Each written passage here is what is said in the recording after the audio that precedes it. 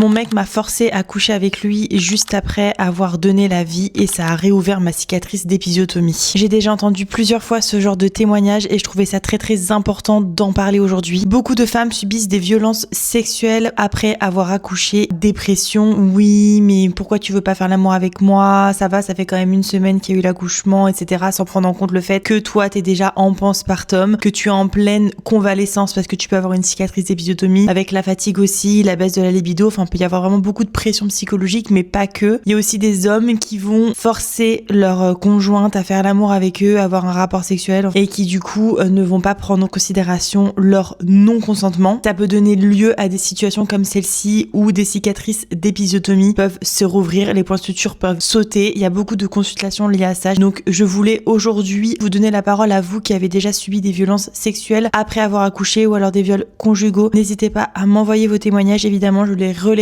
sous anonymat et je ne dirai jamais qui a témoigné, je garderai toujours votre identité secrète. Mais n'hésitez pas à me les envoyer, ça me permettra de les relayer sans que vous ayez besoin de vous dévoiler, de dévoiler votre visage et votre identité. Et ça permettra surtout de essayer à notre échelle de lutter contre ça et surtout de faire prendre conscience aux femmes en fait que non, elles ne sont pas obligées en fait de faire l'amour avec leur conjoint après avoir accouché alors qu'elles n'en peuvent plus. Que non, les femmes en général ne doivent pas coucher avec leur conjoint si elles en ont pas envie. Les chiffres le prouvent, il y a quand même 24% des femmes qui ont déjà eu un rapport sexuel avec leur conjoint contre leur gré. 57% des femmes déclarent qu'il leur arrive de faire l'amour avec leur conjoint alors qu'elles n'en ont pas envie. 5% des femmes déclarent que leur conjoint ou un ami a utilisé la force pour avoir un rapport sexuel avec elles dans les 12 derniers mois. Essayons de libérer la parole à notre échelle et surtout, bien sûr, si vous êtes victime de violences sexuelles par votre conjoint, il faut se diriger vers les personnes qui peuvent prendre en charge ce genre de situation-là. Et surtout, n'hésitez pas à m'envoyer vos témoignages qui, bien sûr, seront